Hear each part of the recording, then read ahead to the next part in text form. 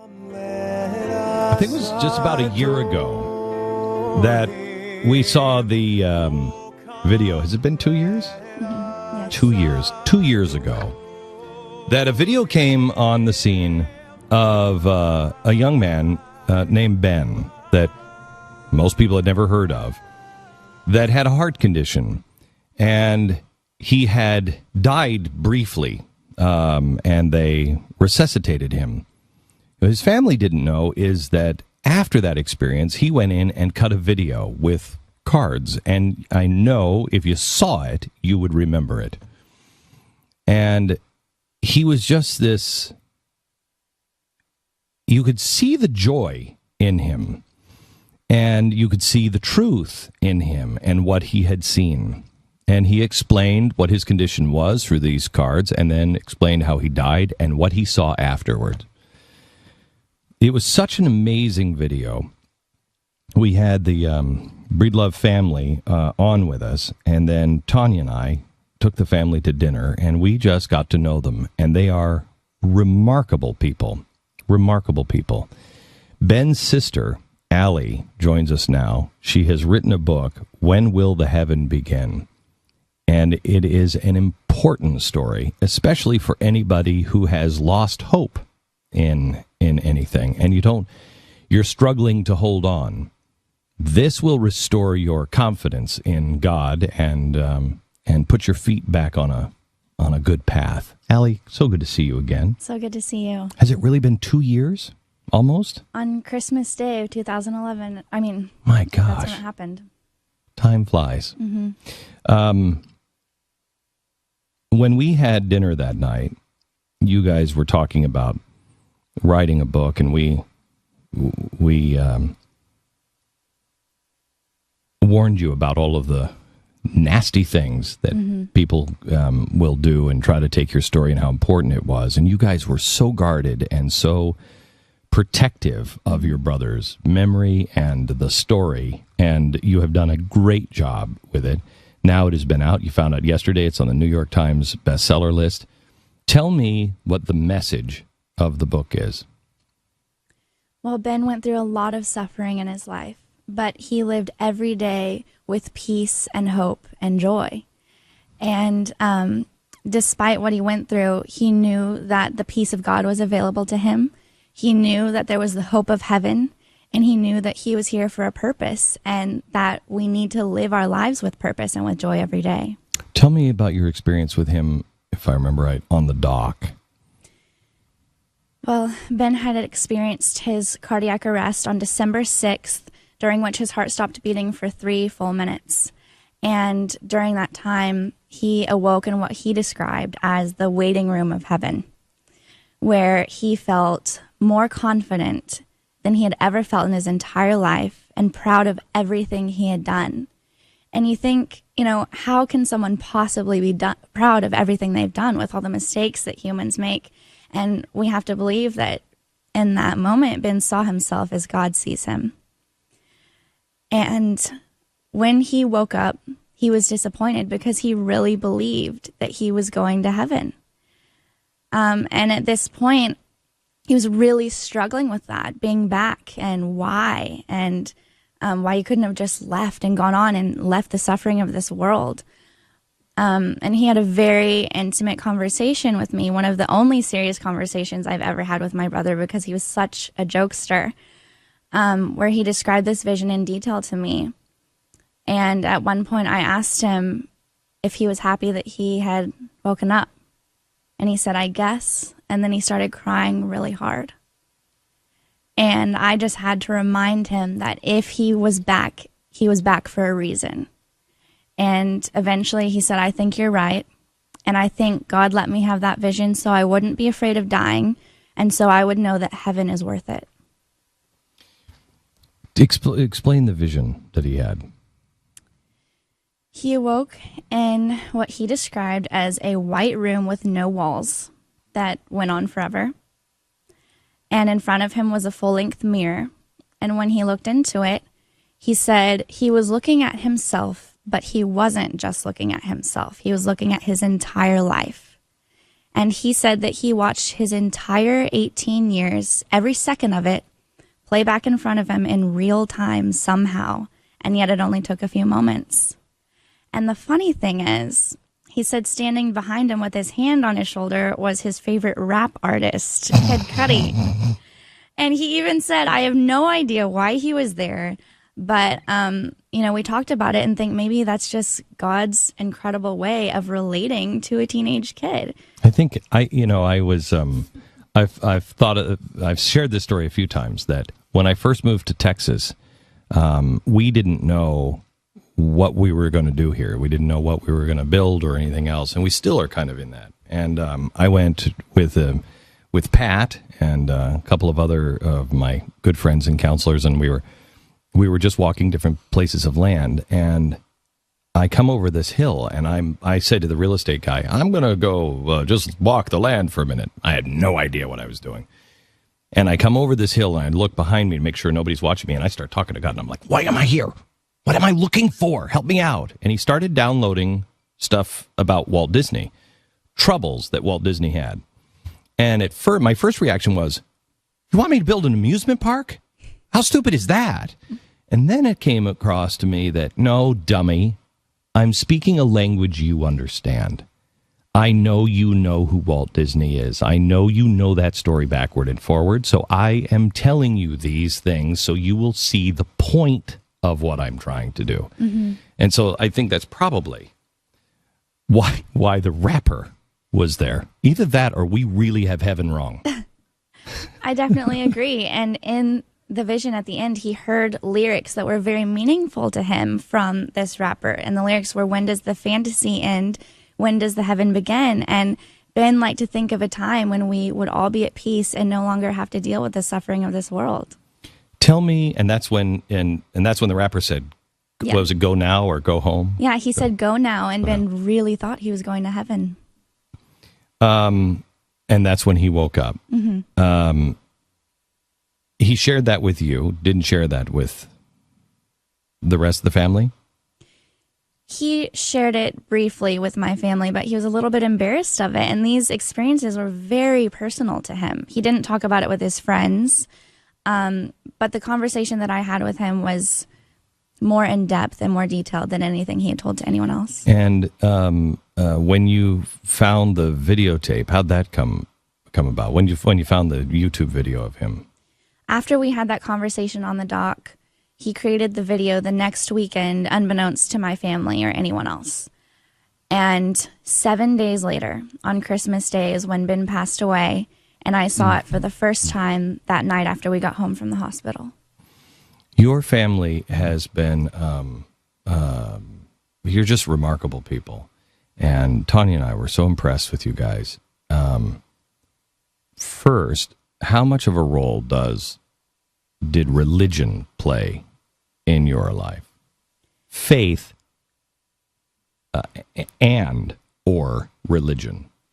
Well, I don't really like to describe myself as religious. Both my parents were Christians at the time that Ben and I were little kids, and told us their beliefs, but told us that we had to develop our own opinions and think logically through things and gather our own information. And Ben and I both eventually committed our lives to Christ as well. But I really respect my parents for telling us that, because it gave us the opportunity to grow into our own sound beliefs. And we both believe in God and heaven and angels. And Ben believes that's where his peace came from. I think last question. How mom and dad doing? They, like the rest of us, miss Ben extremely every day. And we think about him every day. And there are always tears. But we have been blessed with so much joy and so much support and peace throughout this whole journey. And seeing such an amazing story come to light and change lives throughout the world. It has, too. There's people that are writing you guys, telling you how it changed lives. You were coming here, you're in the airport, and you sat down coincidentally, some would say. Tell the story, can you? When I gave the book away? Yeah. I was in the lobby of my hotel. Full lobby of the hotel. And a man asked me, what I was there for, and I told him about the book. And coincidentally, I don't believe in coincidences. I don't either. But he had a form of cardiomyopathy. Which is what your brother had. Yes. And I told him how Ben still lived every day with joy. And he looked at me and said, "Does the joy last? Because I don't think it has for me." And so I handed him a copy of the book. And it is my deepest desire that this story will bring peace and hope to people's lives. I think it will. I can't encourage you enough to read this story and pass it on to a friend. It will lift you up, and I believe that it was a story given to Ben. You may say it was given to Ben, and maybe it was given to Ben for Ben, but I believe at this time for a reason. Mm-hmm. And you who were listening, you may be the reason it was given. Pick this book up, When Will the Heaven Begin, by Allie Breedlove. Available in bookstores and online everywhere. Thanks, Allie. Thank you so much. You bet.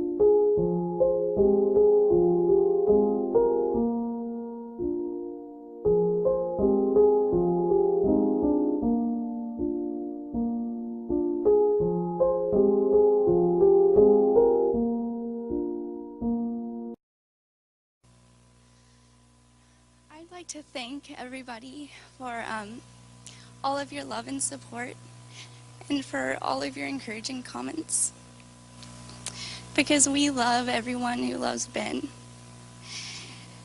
Well, today I'm wearing the earrings that Ben gave me for Christmas, and I pulled the brightest colors I could find out of my closet to match it, because today is a celebration of the joy that Ben brought to our lives. And it's also a chance to find truth in the message that he left for us.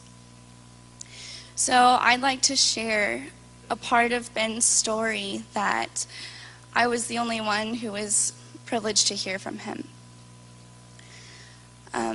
One night, after Ben had collapsed at Westlake, I came home from college to be with my family, and I was looking for Ben one night, and I couldn't find him, and I was kind of worried. But eventually I found him sitting out on the dock of our house at Lake Austin, and I went out there and I asked him, Ben, are you okay? What are you doing out here? And he told me that the stillness of the water and the quiet in the middle of the night was the closest feeling he could find to that peace that he felt in his vision. And he told me that he would go out there at night to ask God questions. And so I asked him to tell me about his dream in more detail, and he made two things very clear to me. He told me that even though he called it a dream, he was awake, and it was very real. And he told me that when he looked into that mirror, in his words, he said, I knew I was ready for something a lot more important. And after he finished telling me about his dream, I asked him if he was happy that he woke up. And he said, I guess. And then he started crying really hard. And I didn't know what to say to him. So I just said the first things that came to my mind. And I told him, Ben, we're so happy that you're still here with us. You might not want to be here, but you just have to remember that this is not our life. Our life is eternal, and that is God's gift to us. And this life is our gift to God.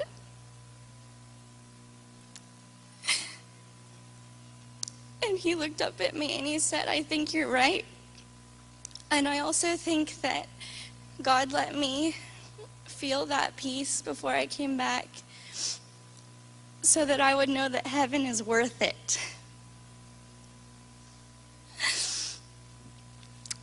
And the next week, he actually collapsed again Saturday night, and we were able to bring him back. And he was too weak to go to church the next morning, so we had church with our family. And my dad shared Philippians 4:7 with us. And the peace that surpasses all understanding will guard your hearts and minds in Christ Jesus. And my dad looked at Ben and he said, we don't know what that peace feels like, but you do, don't you? And Ben said yes. And my dad asked him if he could explain that peace to us. And Ben said, it's just like the verse says, he can't describe it. You just have to be there. And so we all took turns praying for Ben, and then he prayed for us. And he prayed that we wouldn't be scared, and we wouldn't be sad, and that we would have the same peace that he felt from God. And so I know a lot of you are hurting a lot because you miss Ben. But don't let your happiness go away because Ben is gone. Take that little part of joy that Ben shared with you and share it with someone else who hasn't had the chance to experience it yet. And I want all of you to know that on the car ride on the way to the hospital, I asked Jesus to tell Ben face to face, I love you, from everyone who loved him. So we all got to tell him one more time.